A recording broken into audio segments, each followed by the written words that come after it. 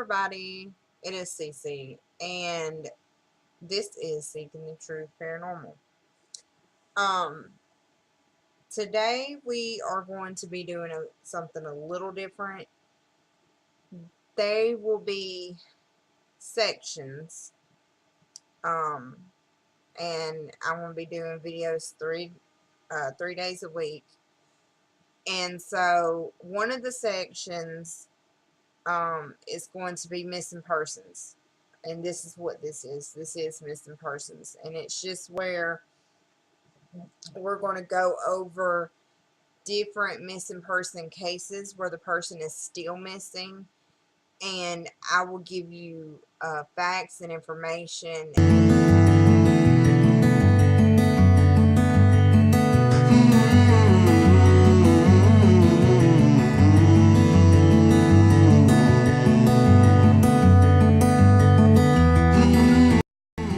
Makes me want to cry. She was a great daughter.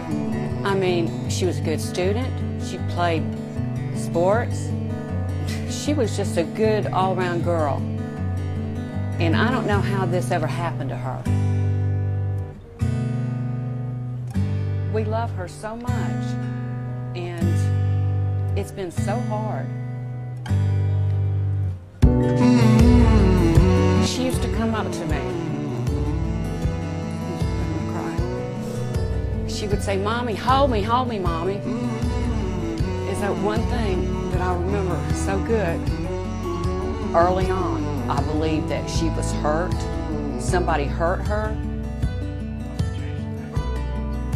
I had a sick feeling. And then the days went by and the days went by, and I knew something was wrong.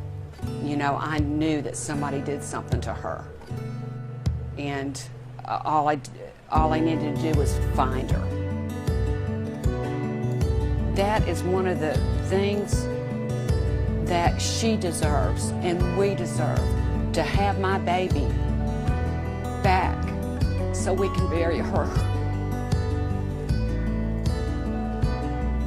I wish that this all didn't happen, but it did. And I just have to deal with it and be strong. I'm just hoping and praying that whoever knows anything, because somebody does, you know, somebody knows the truth about Kemberly, and they need to come forward and let my baby come home. Please, please tell the truth and let me have my daughter back. I mean, please. I just want to bury my daughter. It's been 20 years. It's long enough. And I need peace in my life, and so does my family.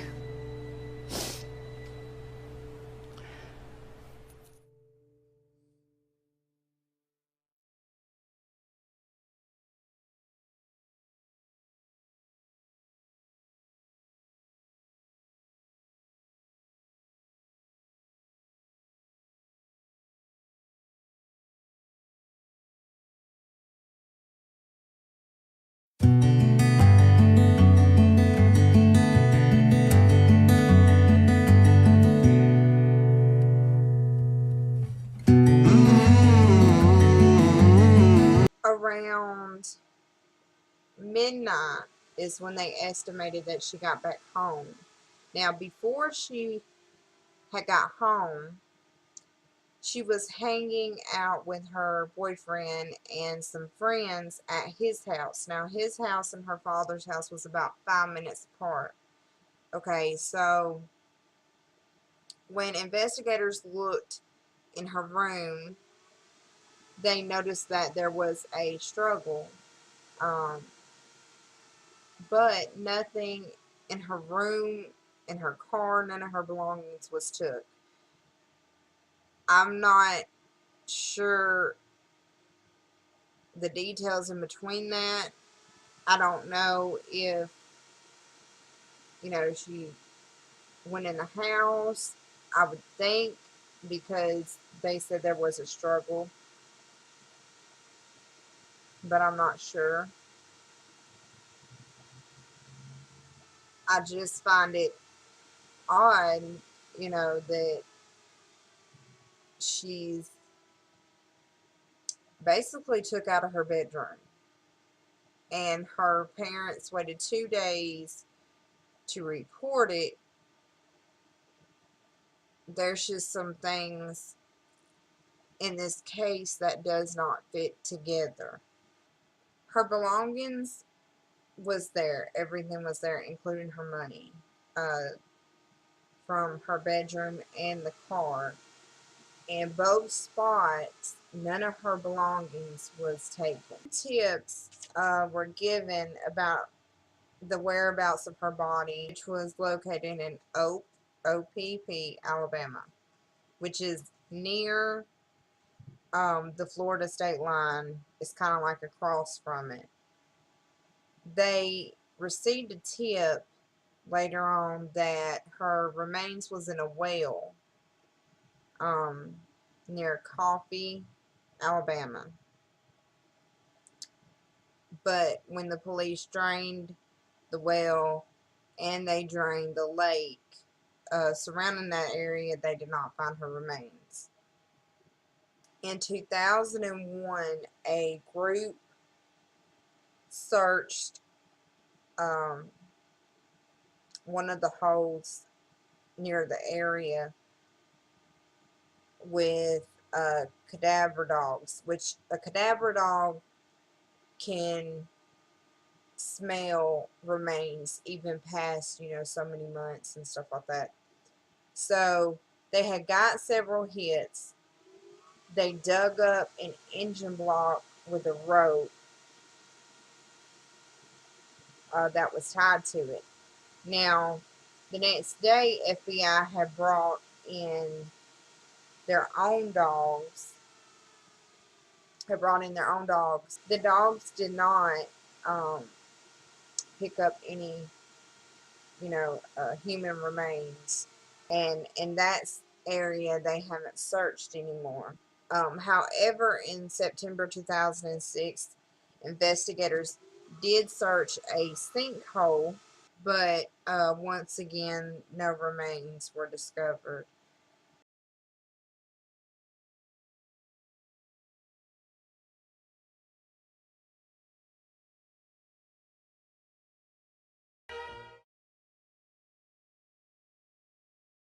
Odor in the initial training is basically I have some material, clothing material buried in the ground in different spots around here.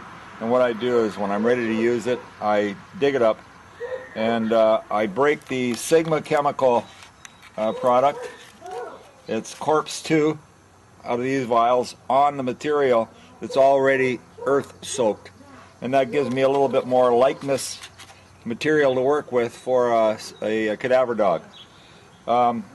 I store it in here in the mason jar to keep the odor fresh whenever I use it, and then I'll refresh it with another vial.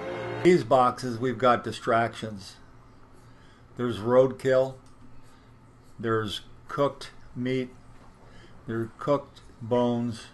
There's a lot of distractions that the dog would run into in a field, for example, looking for human remains or a cadaver. As you can see, they're in the bottles, just used as a distraction. The dog will smell each one of them, but then go on to where the hide is. The hide is the Sigma with the human remains mixed together and refreshed periodically.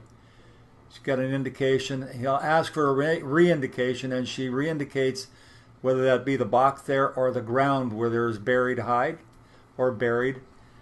And then she's given a reward at the box. Here we've got human remains in a, say for example, a house or an apartment or whatever, a freezer, and you've got the dog working, looking for, again, cadaver human remains.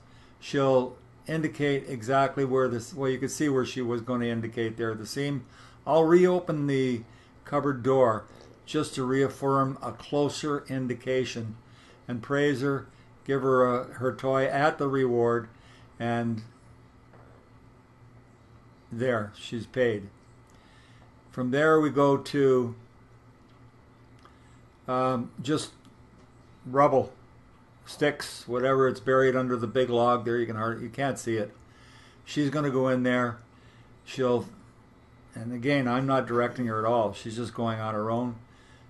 She'll go in there and sit relatively close to where the odor is. And here we're starting the buried hides. Buried hides, I use a little bit of stone first. I give her a choice of the 3 different types of material on top of the hide. At first she's a little distracted, but then you can see that he just reaffirms with the command on the find. Maintenance. This exercise is just a maintenance thing. You divide the field up into a grid. It's not a tracking exercise at all. You got a buried hide there, the dog indicates and reward. Here you've got a drop of blood, and you can use this dog to tell you where there's been blood spatter from a particular crime, if you like. And the dog will indicate on anything as well as hidden. This case puzzles me because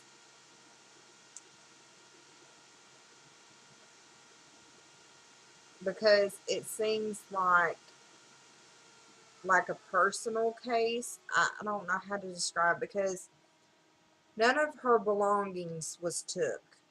Her car was still there. So it wasn't anything dealing with, needing money or robbing. This had to be either somebody having something against her,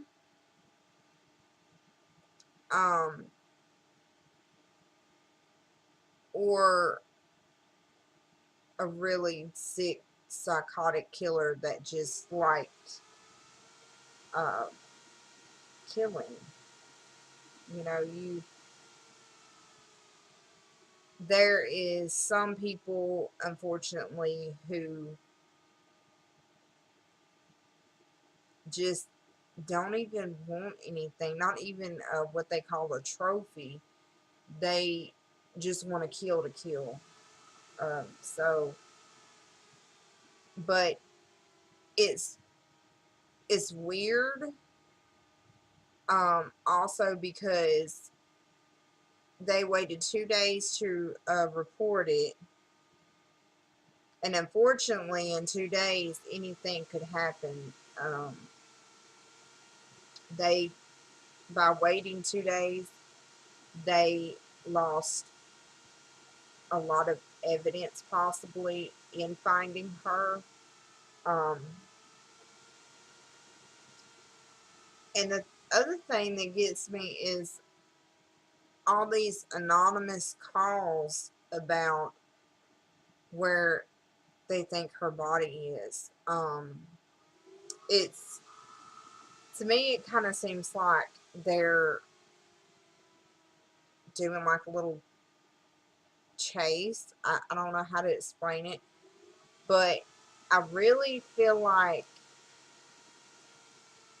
that could possibly, be the killer, leaving anonymous calls and giving them false hope and just kind of leading them on a goose hunt. Like, I don't know how to explain it, but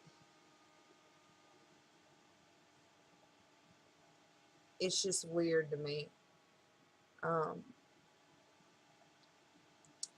Now, for if you know anything, I have 3 of the numbers that you can call to give any information regarding the case. I will put them on the screen, but I will also put them in the description box. Kimberly wore braces, and she wore contacts and had eyeglasses. Now, her contacts and her eyeglasses was left in the car, but when she was last seen, the braces she had was clear, and she was seen wearing the braces. All officials have posted up to a $25,000 reward for any information that leads to Kimberly's whereabouts. Any missing person case is sad.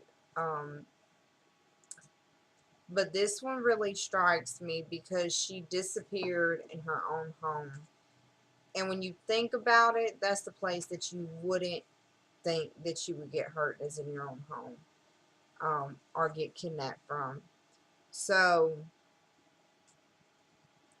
it's important to remember to keep safety, um, and be cautious of your surroundings. Be aware of your surroundings. Really sad for her family